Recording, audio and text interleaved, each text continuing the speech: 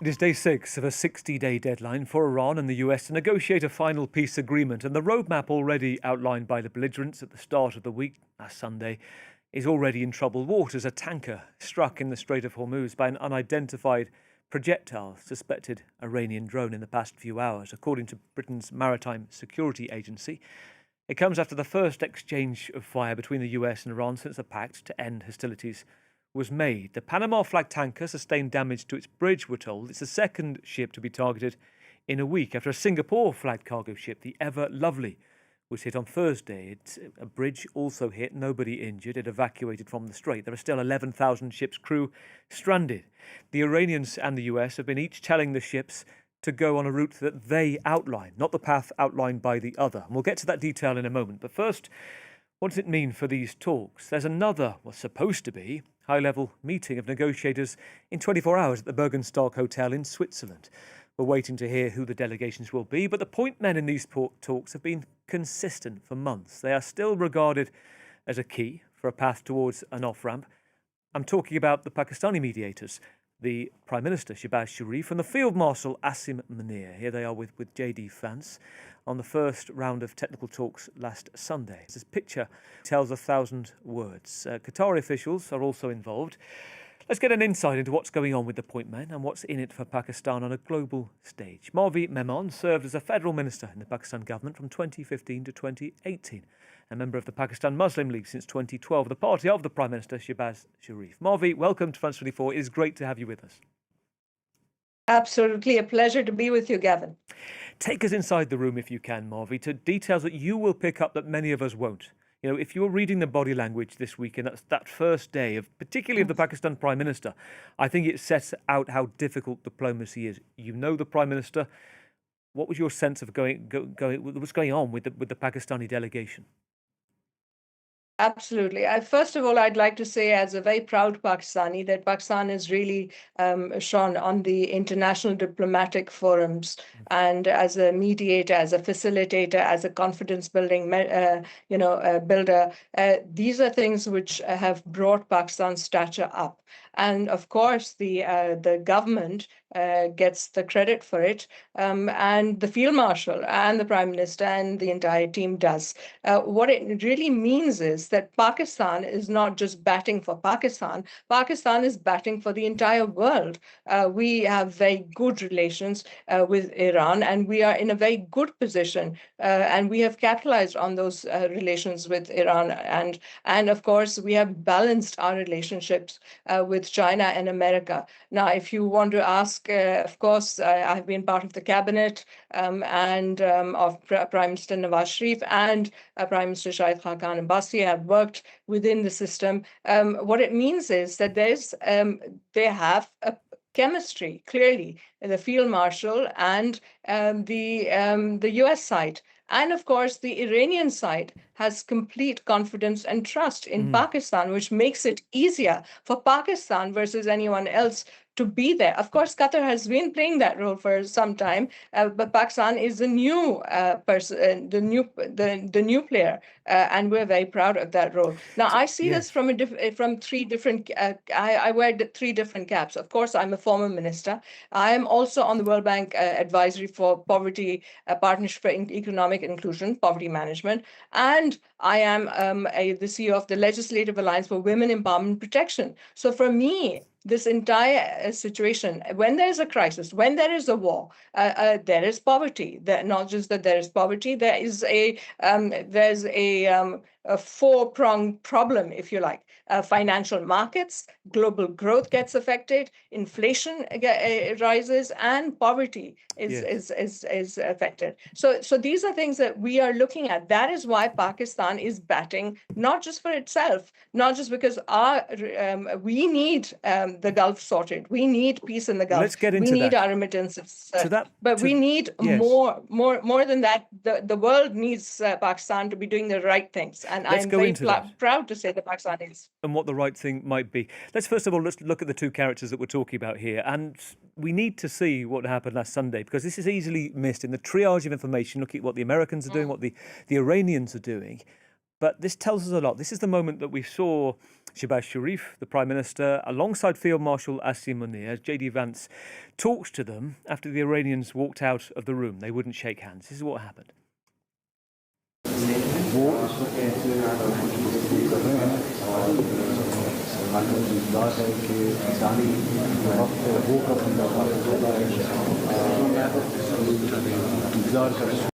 Talk to me about these two. So Shehbaz Sharif, what's in it for him to be involved? You talked about for Pakistan on a global stage. And I'm interested also in Field Marshal Munir, and he's got the status of untouchable, hasn't he, in Pakistan, literally, and in every sense. He can't be arrested for anything because of the kind of the level of treatment that he's been given of his status. And why you think these two particular are both able to communicate with the Iranians and the Americans at the same time? I think they make a great team. And the reason they make a great team is that the armed forces of the Islamic Republic of Pakistan has always played an important role in the politics of Pakistan. But this is the first time that we have seen, once again, a field marshal. I mean, it's been a long time since we've had a field marshal. We've had lots of generals, but very few field marshals. So yes, that field marshal status is what you call it untouchable. I wouldn't use that word, but I'd call it with all reverence that is what gives it that importance in Pakistan. Secondly, the chemistry between the Prime Minister, Shehbaz Sharif specifically, and Field Marshal is superb. They make a great team, and therefore when they are talking with one voice to the Iranians, they're able to communicate, and you can see through the body language that the Iranians respond because there's a level of trust. Where it's not just a religious element. Of course, there's that too. But then the field marshal gets along superbly with President Trump as well. So clearly, we're doing something right. The idea is that as a mediator or a facilitator, one has to be trusted by both sides and be able to manage. Now, diplomacy, Gavin, of course, as you know, it's not a one-day test. Is not a one-day situation. It's a long game.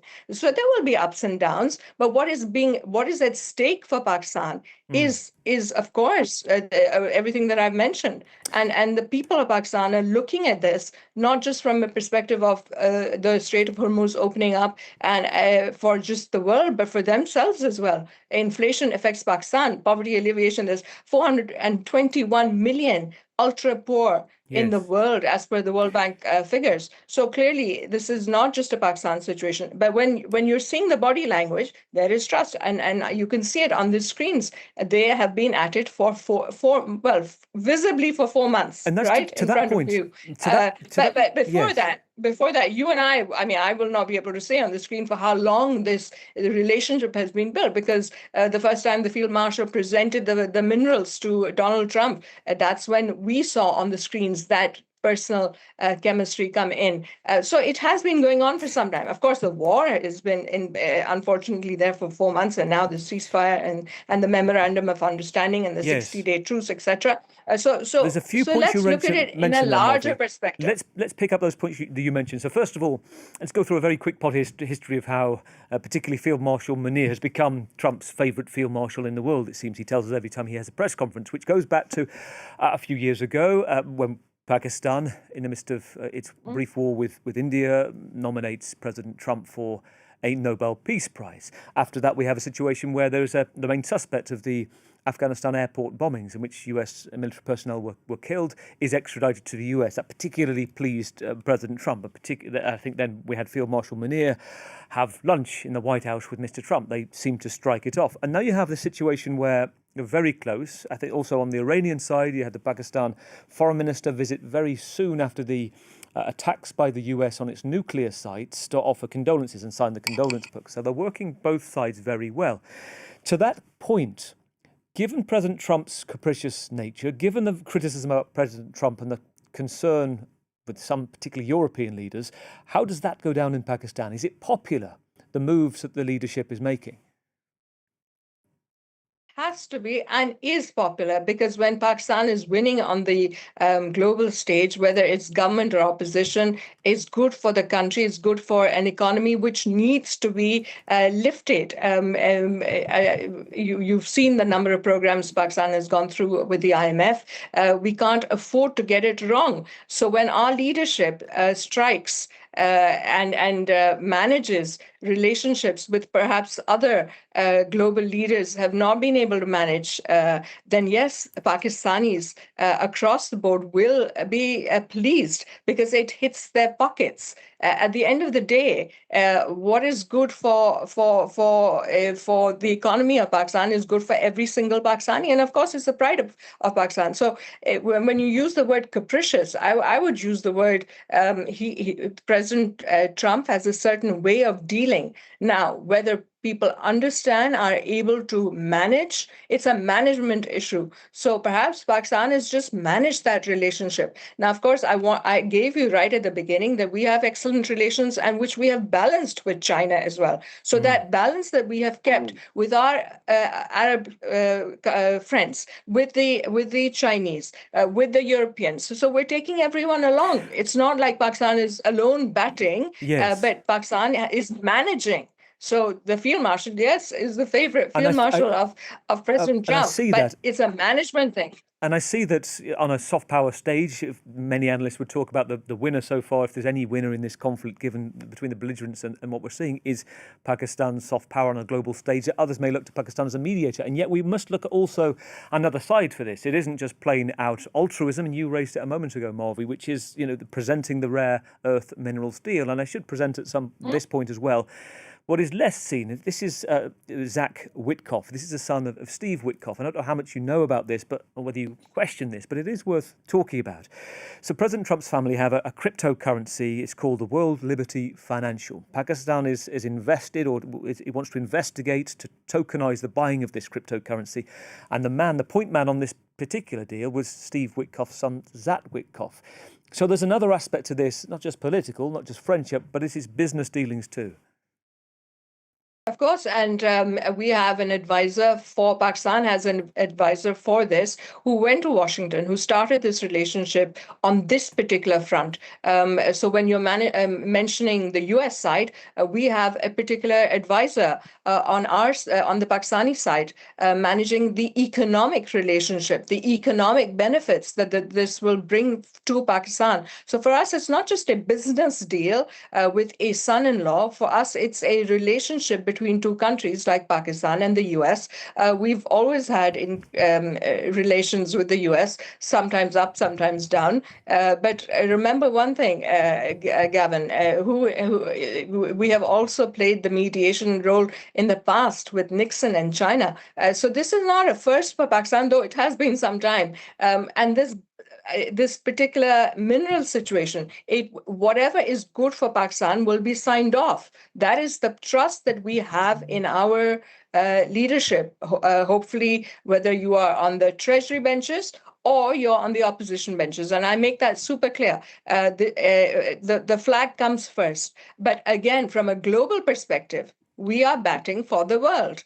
And when I look at the poverty situation, when I look at the crises in the world, when Pakistan is winning, of course the rest of the world is winning. The rest of the world is counting on Pakistan getting it round. Everyone was looking at the Islamabad talks, were they not? Everyone was looking in Switzerland at these images. You have just shown those images. So the body language, so the results are what? Higher fuel, higher food prices, real wage goes down, fiscal strain, currency depreciations for weaker currencies, not just Pakistan, for all countries. So we are looking at a global situation. To that point, Marvi, because I know your work over the years has been fundamental about poverty, about helping those who need a hand up. And I just wonder whether, because there is concern, whether you are concerned that you talk about the importance for Pakistan, but what about the allegations, the questions about vagueness, about possible corruption with this deal, about the Witkoffs getting richer, the World Liberty Financial Organization not being very transparent, being very opaque, and these are deals that perhaps are not transparent enough, and whether that gives you pause for concern? I am not concerned because I have trust in the systems that my government and my country is utilizing for these particular economic advantages that Pakistan should get. When things have gone wrong in the past, the courts have taken action on particular mineral deals in Pakistan. So we do have a very active judiciary. But before we go there, I have faith in the field marshal and the government that things won't need to go there. That things are going to be above board because they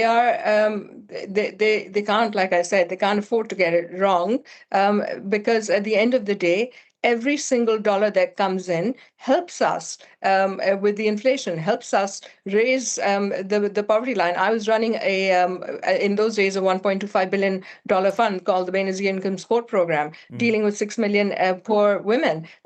Today, that fund has increased in size. It's 10 million women, and that means 10 million ultra poor women of Pakistan. So those deals that you're talking about, they will impact not just the ultra poor, they will impact everyone in the economy of Pakistan. Investors, as you know, I've been a FDI, I've been an investment advisor as well at one point. So investment comes together and goes together. So when investment comes to Pakistan in this format, then more will come to Pakistan. So the trust that has been built with Saudi Arabia, our relationship with Saudi Arabia, and how Saudi Arabia has taken care of us when we needed Saudi Arabia was really there for us recently in this particular crisis. Yes. So investment, like I said, birds flock in and they flock out. So we cannot afford the flock out. We are applying full force for the flock in.